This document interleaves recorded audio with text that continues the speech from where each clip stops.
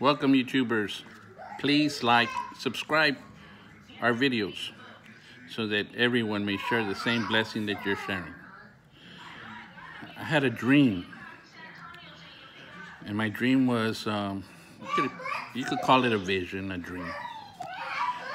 There was this huge rock, boulder, whatever. It was like 3 times taller than I was. And right in the middle of the rock, it was a plaque made of stone. And it said 10 commandments. And I was looking at it and looking at it, and I said, okay, I know what to do. Okay, I know what to do. I gotta make a video, and I gotta tell everybody. Okay. So in Exodus chapter 20 and in Deuteronomy chapter 5, God is preparing his people to be sanctified, to be holy people, a people of priests. And God said to obey so that you may live. And this is not, an earthly life. This is an eternal life. And then, we say, okay, well, Jesus in the New Testament, in the Gospel of John, he says, if you love me, keep my commandments.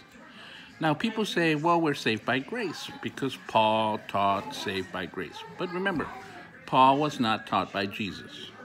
Paul, just picked it up on his own. The apostles were taught by Jesus. And if you look in 2 John, he also continues to say to keep God's commandments. That love is keeping the commandments of God. Whether you love your neighbor or whether you love God, it says in there, you keep the commandments. That love is keeping the commandments of God. And then at the very end of the book, in Nehemiah chapter 10, okay, Nehemiah and the priests, you'll go in there and you read. And it lists all the priests, how they sealed God's people.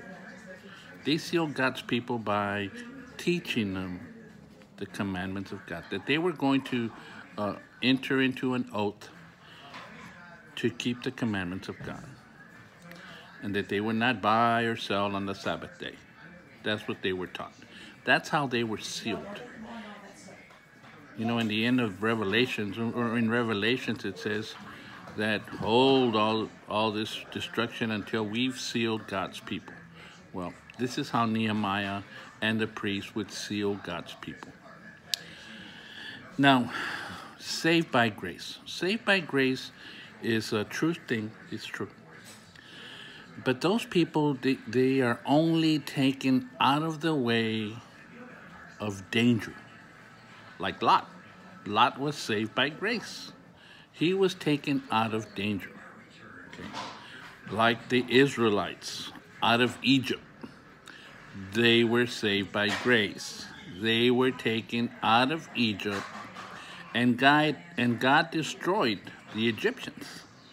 That was saved by grace. Now, after being saved by grace, God took the Israelites out of Egypt, destroyed their enemies, and he took them into the wilderness.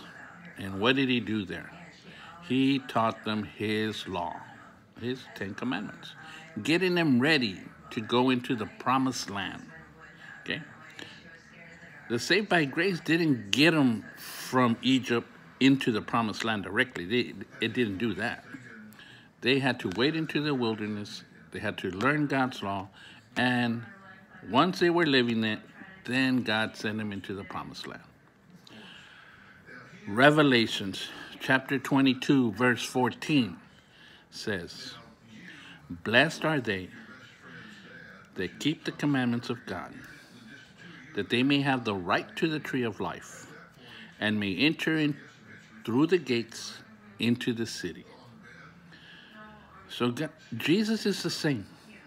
It's the same yesterday, today, and tomorrow. He says in Deuteronomy 4, Do not change one word. Do not change one tittle of my law.